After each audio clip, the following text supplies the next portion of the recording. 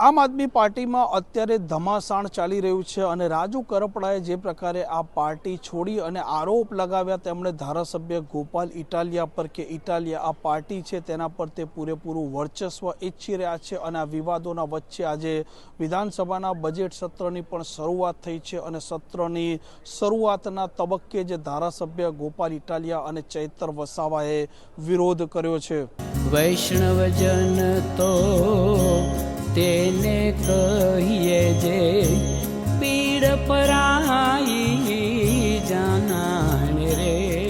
નમસ્કાર, આપ જોઈ રહ્યા છો નવજીવન ન્યૂઝ અને હું છું આપની સાથે તોફિક ગાંચી। આમ આદમી પાર્ટીમાં જે પ્રકારે વર્તમાન સમયમાં ધમાસાણ મચેલું છે, રાજુ કરપડાએ ન માત્ર પાર્ટી છોડી પરંતુ પાર્ટીના નેતાઓ છે તેમના સામે ગંભીર આરોપ પણ કર્યા અને આ જ પાર્ટીના નેતા છે તેઓના સામે પણ તેમણે ગુનો દાખલ કરાવતા ખળભળાટ મચી જવા પામ્યો હતો અને આ વિવાદોના વચ્ચે આજથી ગુજરાત વિધાનસભા છે તેના બજેટ સેશનની શરૂઆત થઈ છે અને સૌ કોઈની નજર છે કે જે પ્રકારે આમ આદમી પાર્ટીના ધારાસભ્ય ગોપાલ ઇટાલિયા હોય કે ચૈતર વસાવા હોય તે આંદોલન કરતા હોય છે, રોડ રસ્તા પર તે સભા ગજવતા હોય છે અને વર્તમાન સમયમાં જ્યારે હાઉસમાં તેમને પ્રશ્ન ઉઠાવવાનો મોકો મળતો હોય છે, સરકારના પાસે સંબંધિત વિભાગના મંત્રી છે તેમના પાસે જવાબ માંગવાનો તેમના પાસે ચાન્સ હોય છે, તો આવી સ્થિતિમાં આ ધારાસભ્યો ગૃહમાં કેવું વલણ દાખવે છે તેના તરફ સૌ કોઈની નજર છે અને જ્યારે આજે આ સત્રની શરૂઆત થવા જઈ રહી છે તેમાં ઉપાધ્યક્ષની ચૂંટણી પણ છે અને આ ચૂંટણીમાં આમ આદમી પાર્ટીએ કોંગ્રેસથી અંતર રાખ્યું છે। આ ચૂંટણીમાં આમ આદમી પાર્ટીના કોઈ પણ ધારાસભ્ય હિસ્સો લેવાના નથી અને જે પ્રકારે આ ટ્રેડ ડીલનો મામલો ચાલી રહ્યો છે તે મામલે પણ તેમણે પ્રથમ દિવસે જ વિરોધ દર્શાવ્યો છે અને ગોપાલ ઇટાલિયાએ પ્રતિક્રિયા પણ આપી છે। એ રીતે ભારતની સરકારે અમેરિકાના કોઈ પણ પ્રકારના દબાણમાં આવીને એક તરફી રીતે અમેરિકાને ફાયદો થાય, ભારત અને ગુજરાતના ખેડૂતો, પશુપાલકો અને નાના મધ્યમ વેપારીઓને નુકસાન થાય એવી એક તરફી ડીલ કરી છે।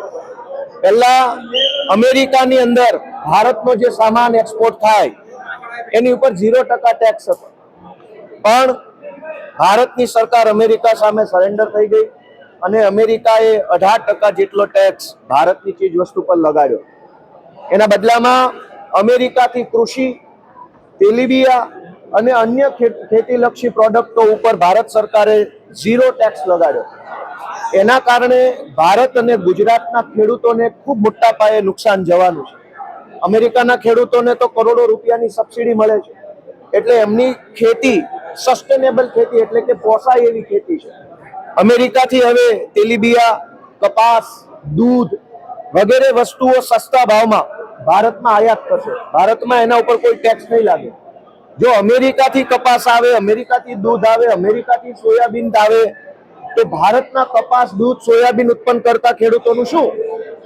એક તો ભારત અને ગુજરાતના ખેડૂતોને ઓલરેડી ખેતી પોસાતી નથી, ખેતીમાં માર પડ્યો છે, ખેતી અત્યારે પોષણક્ષમ નથી રહી, છતાં પણ લાચારીવશ ખેડૂતો ખેતી કરી રહ્યા છે। ત્યારે અમેરિકાથી દૂધ, કપાસ, સોયાબીન સહિતની અનેક વસ્તુઓ વગર ટેક્સે આયાત થશે અને ભારતના બજારોમાં વેચાશે, ત્યારે ગુજરાતના ખેડૂતોની, પશુપાલકોની હાલત ખૂબ દયનીય થવાની છે।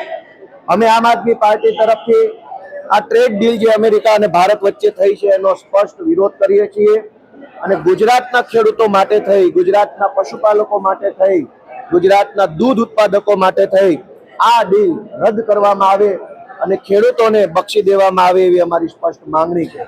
આ ટ્રેડ ડીલ બાબતે આમ આદમી પાર્ટી દ્વારા રાજ્યપાલશ્રીને આવેદનપત્ર આપવા જવા માટેનો કાર્યક્રમ કર્યો હતો, પરંતુ દુર્ભાગ્ય સાથે કહેવું પડે કે રાજ્યપાલ ભવનનું નામ બદલી લોકભવન તો રાખવામાં આવ્યું છે પણ નામ બદલાયું, માનસિકતા નહીં। અમે આમ આદમી પાર્ટી રાષ્ટ્રીય પાર્ટી તરીકે છેલ્લી 4 વખત અલગ અલગ મુદ્દાઓને લઈ રાજ્યપાલશ્રીને મળવાનો સમય માંગ્યો, પરંતુ 4માંથી એક પણ વખત રાજ્યપાલશ્રી અમને મળવાનો સમય નથી આપ્યો। એ દુર્ભાગ્ય છે। રાજ્યપાલશ્રીને અમે આવેદનપત્ર આપવાનો સમય માંગવાની અરજી આપીને હું અને ઈશુદાનભાઈ આવ્યા છે। આજે અમારી સ્પષ્ટ વિનંતી છે ગુજરાતની સરકારના માધ્યમથી કે વિધાનસભાના ગૃહમાં પ્રસ્તાવ લાવવામાં આવે કે આ ટ્રેડ ડીલ રદ કરવામાં આવે અને ગુજરાતના ખેડૂતો પશુપાલકો માટે થઈ અને ભારત સરકાર અમેરિકા સાથે જે કાંઈ પણ એકતરફી સંધિ કરી છે એને નાબૂદ કરવામાં આવે. આમ ગોપાલ ઇટાલિયા અવારનવાર જે ભારતીય જનતા પાર્ટી છે તેને ઘેરતા હોય છે, પરંતુ આજે જ્યારે ઉપાધ્યક્ષની ચૂંટણી છે અને ઉપાધ્યક્ષની ચૂંટણીના સમયે જ આમ આદમી પાર્ટીએ જે પ્રકારે સ્ટેન્ડ લીધું છે કે તે આ ચૂંટણીમાં હિસ્સેદારી પણ નથી લેવાની અને સાથે સાથે કોંગ્રેસને તે સમર્થન પણ નથી કરવાની, તે પણ ચર્ચાનો મુદ્દો બન્યો છે. કેમેરામેન અબુઝર શેખ સાથે તોફિક ગાંચી, નવજીવન ન્યૂઝ, ગાંધીનગર.